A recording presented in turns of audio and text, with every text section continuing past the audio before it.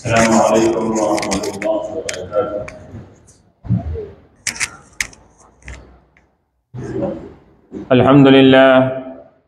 अल्हम्दुलिल्लाहि रब्बिल आलमीन वल आक़िबतु लिल मुत्तक़ीन वस्सलातु वस्सलामु अला अशरफिल अंबियाइ वल मुरसलीन व अला आलिहि अत्तय्यिबीन अत्ताहिरीन व सहाबतिहिल अकरमीन अल अफ़ज़लीन व मन तबिअहुम व वालाहुम बि इहसानिन इला यौमिद्दीन। अम्मा बअद फ़क़द क़ाल अल्लाहु तबारक व तआला फ़िल क़ुरआनिल मजीद वल फ़ुरक़ानिल हमीद। औज़ु बिल्लाहि मिनश शैतानिर रजीम। बिस्मिल्लाहिर रहमानिर रहीम। अला इन्न औलिया अल्लाहि ला खौफ़ुन अलैहिम वला हुम यहज़नून अल्लज़ीना आमनू व कानू यत्तक़ून लहुमुल बुशरा फ़िल हयातिद दुनिया व फ़िल आखिरह ला तब्दील लिकलिमातिल्लाह ज़ालिका हुवल फ़ौज़ुल अज़ीम। क़ाल अज़्ज़ व जल फ़ी मक़ामिन आख़र फ़ी शानि हबीबिहिल करीम इन्नल्लाह व मलाइकतहु युसल्लूना अलन नबी या अय्युहल्लज़ीना आमनू सल्लु अलैहि व सल्लिमू तस्लीमा।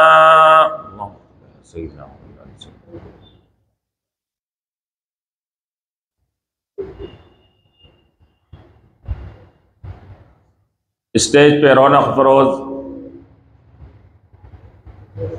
उस्ताद मोहतरम डॉक्टर मौलाना अब्दुल मजीद हफ़िज़हुल्लाह ताला, सदर शोबे अरबी साबिक़ जामिया उस्मानिया, मेरे उस्ताद ज़ादे हज़रत मौलाना अरशद रज़वी साहब हफ़िज़हुल्लाह ताला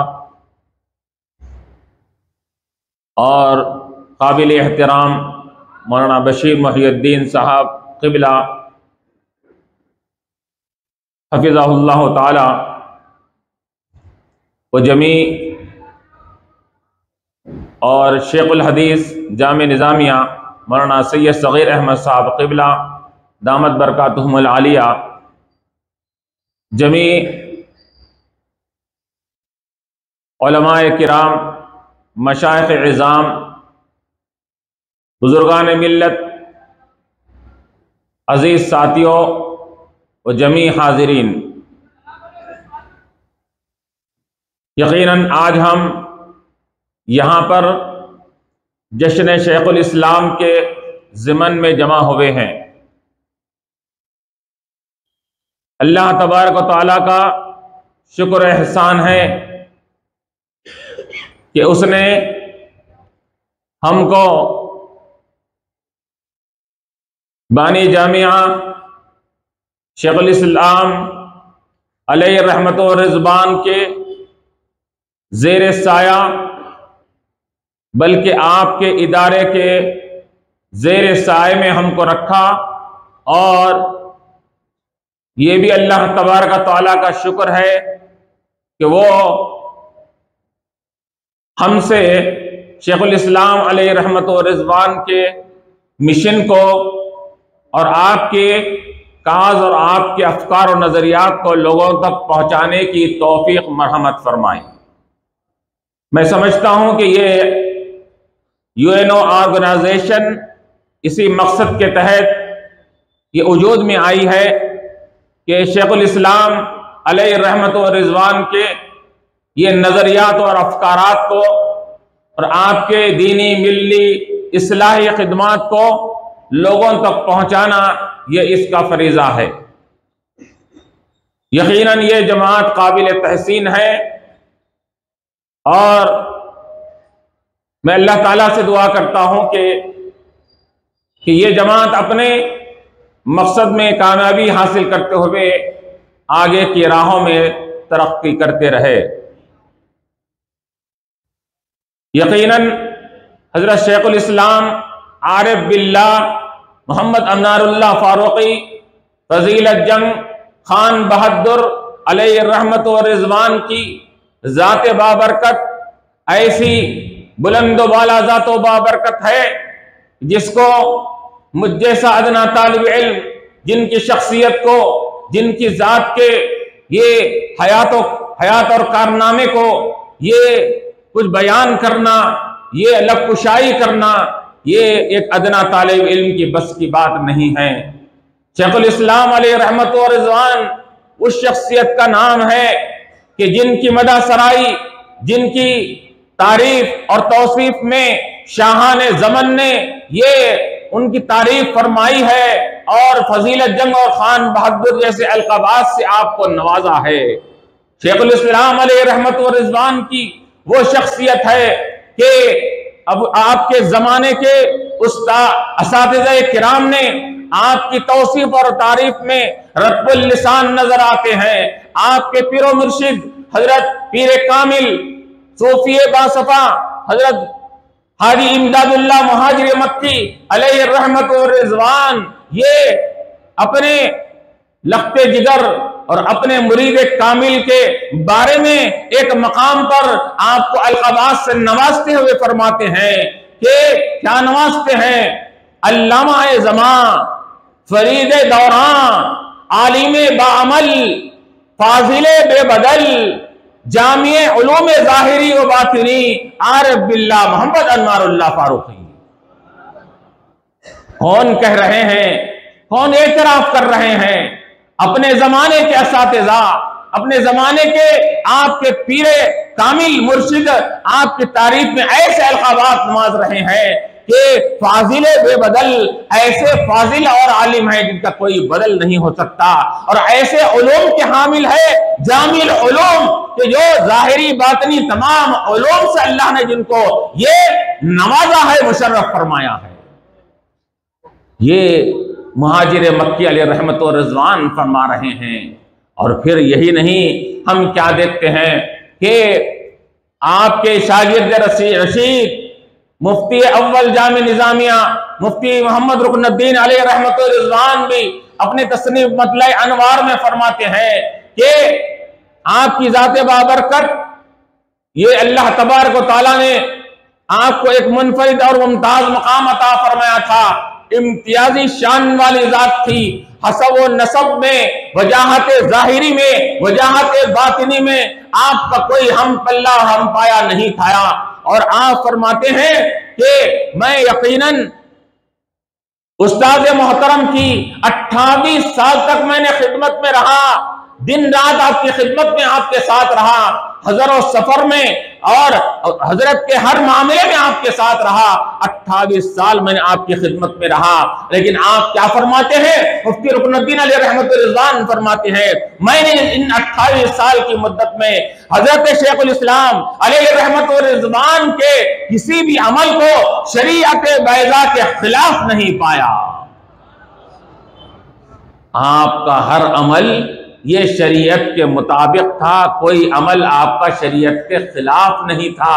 कितनी साला मुद्दत, 28 साल की मुद्दत में आपसे मैंने कोई खिलाफ शरीयत काम नहीं देखा।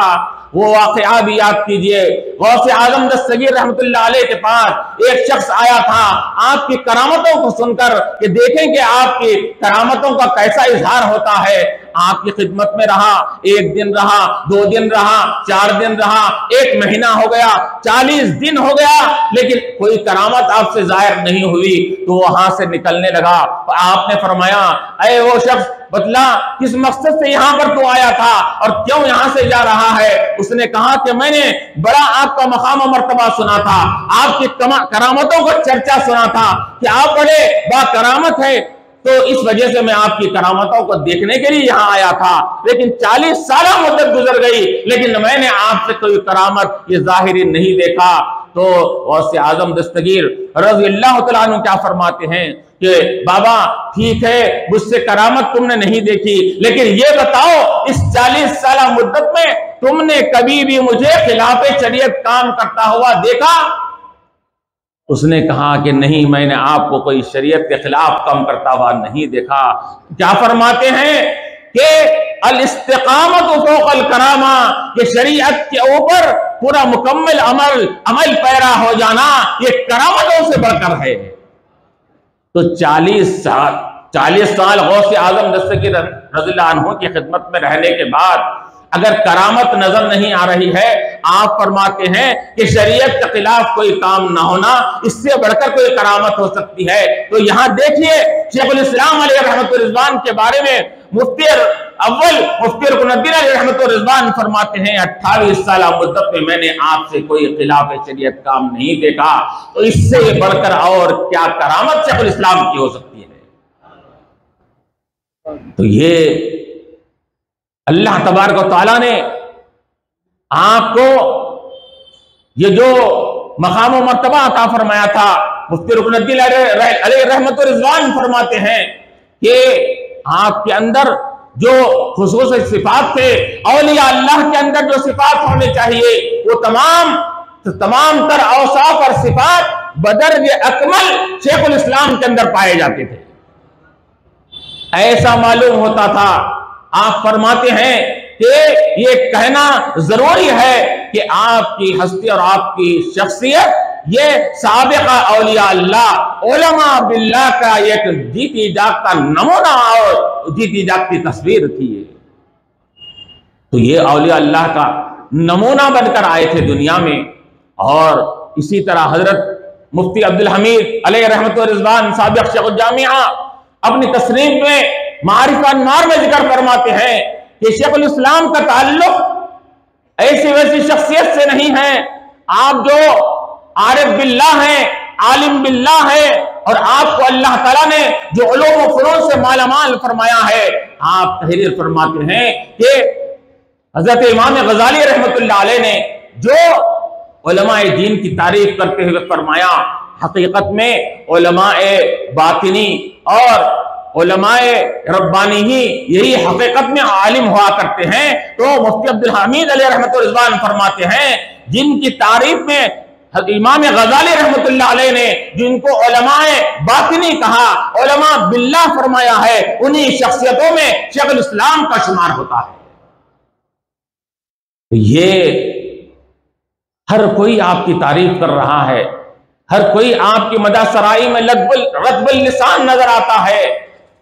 अल्लाह तबारक व तआला ने आपके अंदर वो कमालात रखे थे।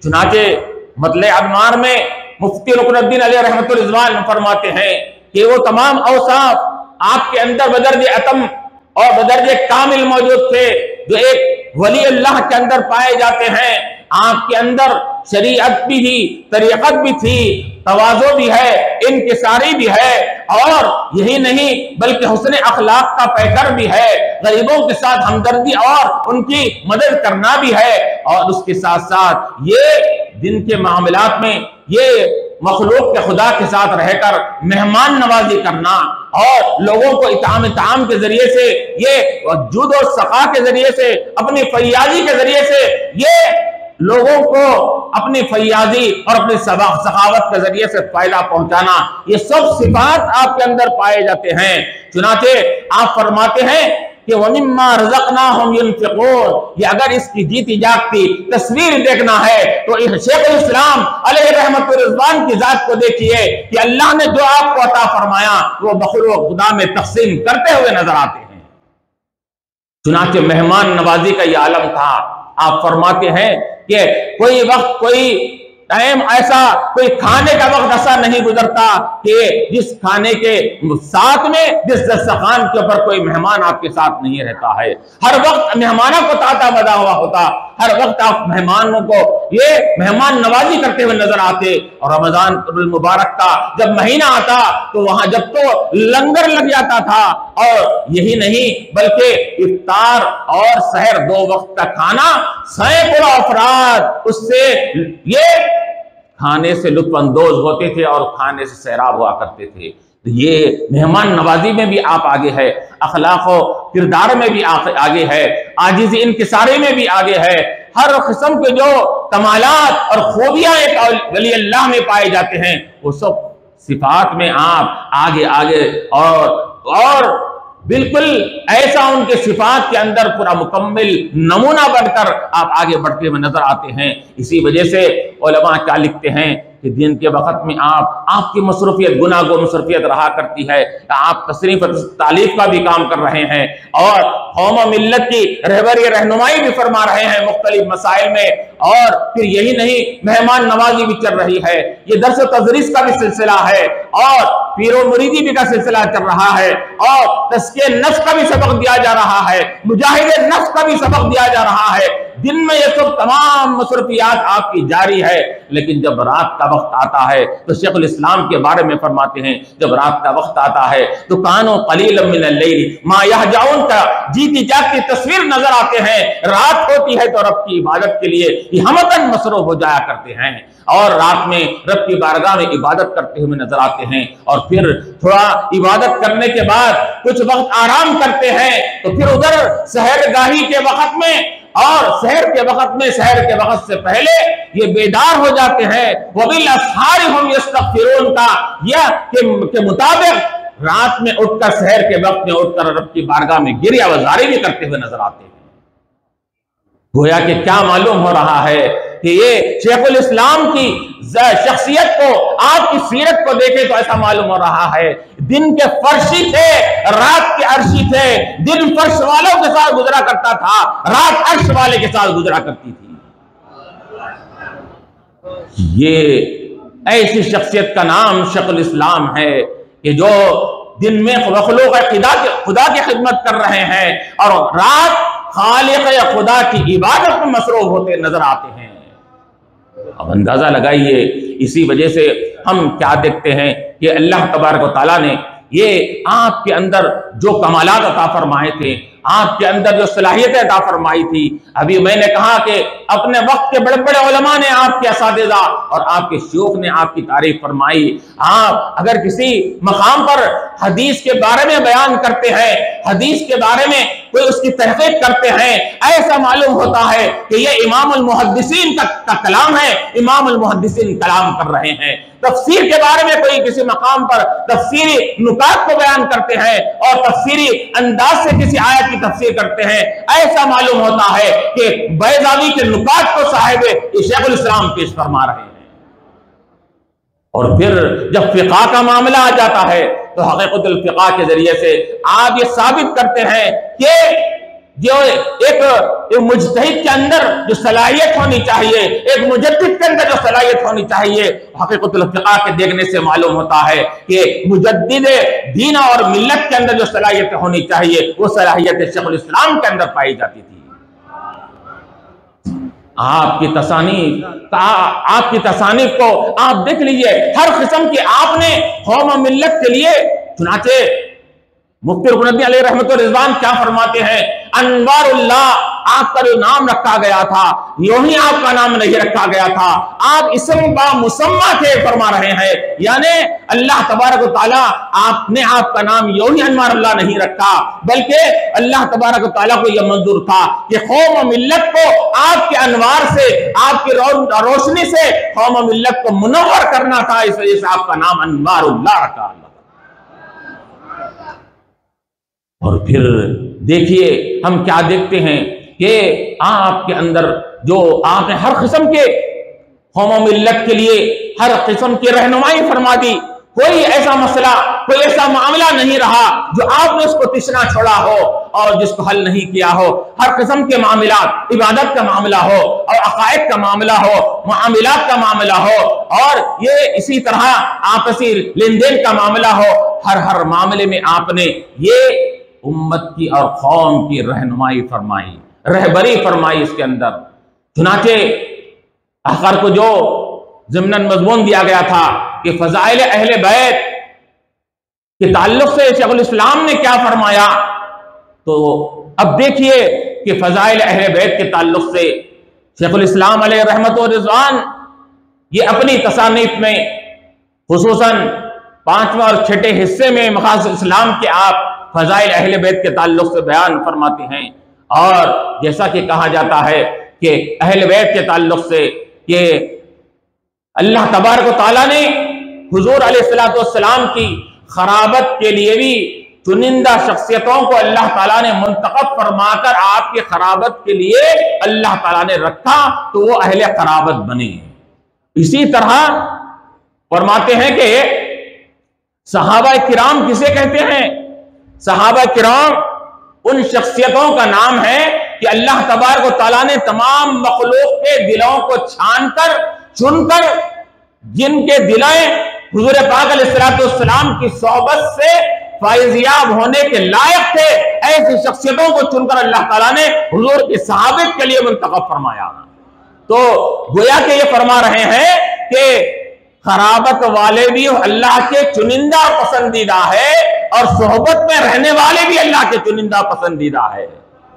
तो गोया कि अल्लाह तबारक व तआला ने दो जमातों को, अपने महबूब और पसंदीदा जमातों को, अपने चुनिंदा और मुंतखबा दो जमातों को अल्लाह ताला ने एक जमात को खराबतदार बनाया, दूसरी जमात को सोहबत वाले बनाया। तो ये इसी वजह से आप फरमाते हैं कि ये दोनों शख्सियतें, दोनों हस्तियां, दोनों जमातें ये वाजिबुल एहतराम है, इनका एहतराम करना वाजिब है। कि अगर किसी एक की तारीफ में मुबालगा आ रही या गुलू करके ऐसी गुलू ना किया जाए कि दूसरे की कसरे चानी या दूसरे की बेअदबी उससे जाहिर होती हो। आपने फरमा दिया कि ये राह एतदाल यही है, अहले सुन्नत वल जमात का शेवा और तरीका भी यही है कि हमको एक हाथ में मोहब्बत अहले बैत को रखना है तो दूसरे हाथ में मोहब्बत सहाबा को रखना है, और यही राह एतदाल भी है।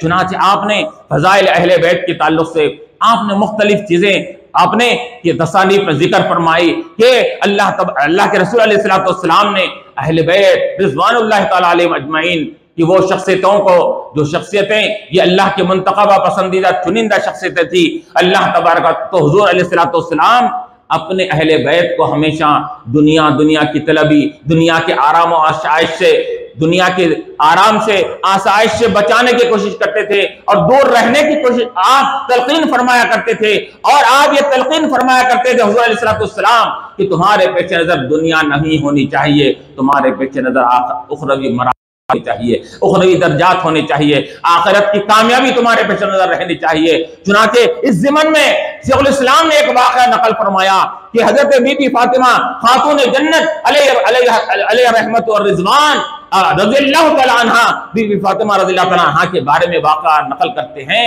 कि एक मर्तबा बीबी फातिमा रज़ियल्लाहु तआला अन्हा के हाथ में ये काम करते करते, चक्की पीसते पीसते हाथों में गट्ठे आ गए। हाथों में गट्ठे में आने के बाद हजरत अली रज़ियल्लाहु तआला अन्हु ने ये दरख्वास्त किया कि ए बीबी फातिमा, अल्लाह के रसूल अलैहिस्सलाम के सामने जाकर दरख्वास्त करो, ख्वाहिश करो कि बांदिए और गुलाम हुजूर के पास माल गनीमत के आए हुए हैं कि एक गुलाम या बादी मुझे अता किया जाए ताकि मेरे कामकाज में मेरे लिए मदद मिल जाए। तो बीबी फातिमा रज़ियल्लाहु तआला अन्हा ये हुज़ूर पाक अलैहिस्सलाम की खिदमत में हाजिर होती हैं और अर्ज करती हैं कि बाबा जान, ये कामकाज की वजह से हाथों में गट्ठे आ गए हैं और अली ने भी सिफारिश किया है, कहा है कि अगर कोई एक बांदी अगर मुझे मिल जाए तो मेरे कामकाज में मेरी मदद मिलेगी, मेरे लिए ये आसानी हो जाएगी। तो हुज़ूर पाक अलैहिस्सलाम ने क्या फरमाया, ए बीबी क्या बांदी दो, क्या तुम बांदी लेना चाहोगी या बांदी से बेहतर चीज अता फरमाओ? तो खातून जन्नत भी और बीबी फातिमा भी किसके लख्ते जिगर थी? वो नबी, वो जाहिद नबी के ये लख्ते जिगर थी जिसको दुनिया से कोई ताल्लुक नहीं, दुनिया की आराम तलबी जिसके पेश नजर नहीं है, वो आखिरत और आखिरत की कामयाबी जिसके पेश नजर हुआ करती है। बीवी फातिमा फरमाती है कि या रसूलुल्लाह सल्लल्लाहु अलैहि वसल्लम, जो बांदी और गुलाम से जो बेहतर है वही चीज अता फरमा दीजिए। तो हुज़ूर पाक अलैहिस्सलाम ने क्या फरमाया कि बीबी हर नमाज के बाद और रात में सोते वक्त 33 मरतबा सुभान अल्लाह, 33 मरतबा अल्हम्दुलिल्लाह, 34 मरतबा अल्लाहु अकबर पढ़ लिया करो, ये तुम्हारे लिए बांदी और गुलाम से बेहतर हो जाएगा। तो बीवी फातिमा रज़ियल्लाहु तआला अन्हा ये खुशी खुशी ये उखरवी दुनिया के मुकाबले में उखरवी सौदे को बखुशी कबूल करते हुए वापिस हो जाती है वहां पर। तो ये तो बानी जामे अलैहि रहमतुर रिज़वान फरमाते हैं, इस तरह हुज़ूर पाक अलैहिस्सलाम ने अपने अहले बैत को दुनिया से और दूर रखने की कोशिश फरमाई। यही नहीं बल्कि अल्लाह के रसूल अलैहि सलाम अपने अहले बैत के ताल्लुक से दुआ फरमाते हैं, अल्लाहुम्मा अर्ज़ुक़ आला मुहम्मदिन क़ूता, ऐ अल्लाह मेरे खानदान वालों को रिज़्क़ इतना अता फरमा जो उनकी गुजर बसर के मुताबिक हो, उससे ज्यादा ना होने पाए, उनकी गुजर बसर के मुताबिक हो। ये अल्लाह के रसूल अलैहिस्सलाम ने अपने अहले बैत के ताल्लुक से दुआ फरमाई और ये दुआ फरमा रहे हैं कि उनको दुनिया ज्यादा नहीं हो ताकि वो कहीं दुनिया तलबी में दुनिया के अंदर मुनहमिक ना हो जाए। ये दुआ फरमाया करते थे। इसी वजह से हम क्या देखते हैं कि अहले बैत रिज़वानुल्लाह ताला अलैहिम अजमईन के पास माल पहले हुआ नहीं करता था। अगर उनके पास आ भी जाया करता तो वो क्या करते थे कि दुनिया और दुनिया की मोहब्बत, माल की मोहब्बत को उनके दिलों से निकाल दी गई थी। इस वजह से माल आता भी तो वो अपने लिए नहीं, दूसरों के फायदे के लिए वो माल को खर्च कर दिया करते थे। दूसरों के लिए वो अपने माल को खर्च करते हुए नजर आते हैं।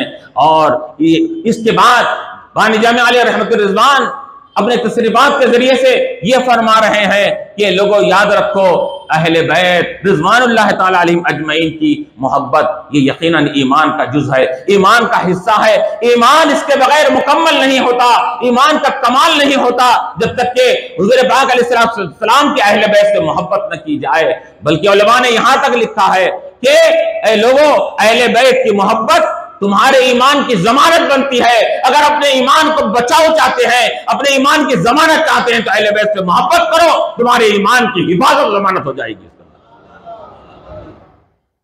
चुनांचे जैसा कि हदीस शरीफ में आता है और इससे अहले बैत की मोहब्बत का हमको सबूत मिल रहा है कि एक हदीस में अल्लाह के नबी अलैहिस्सलाम ने क्या फरमाया। अल्लाह के नबी अलैहिस्सलाम ने इरशाद फरमाया,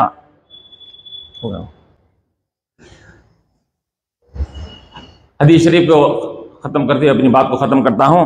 तो हदीस शरीफ में अल्लाह के नबी अलैहिस्सलाम क्या फरमा रहे हैं कि अहिब्बुल्लाह लिमा यग़ज़ूकुम बिह, अल्लाह से मोहब्बत करो क्यों अल्लाह तुमको रिज़्क़ देता है, तुम्हारा खालिक है, तुम्हारा मालिक है, तुम्हारा राज़िक़ है। अहिब्बुल्लाह लिमा यग़ज़ूकुम बिह व अहिब्बूनी लिहुब्बिल्लाह, और मुझसे मोहब्बत करो अल्लाह की मोहब्बत की वजह से। वो अहिब्बु अहला बैती लिहुब्बी, और मुझसे और मेरे अहले बैत से मोहब्बत करो मेरी मोहब्बत की वजह से।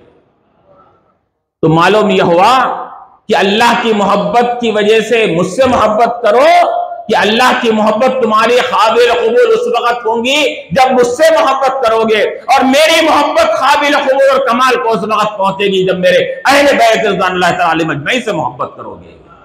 अल्लाह तबारक व तआला हमारी इस महफिल को कबूल और मंजूर फरमाए। व आखिर दावाना अनिल हम्दुलिल्लाहि रब्बिल आलमीन।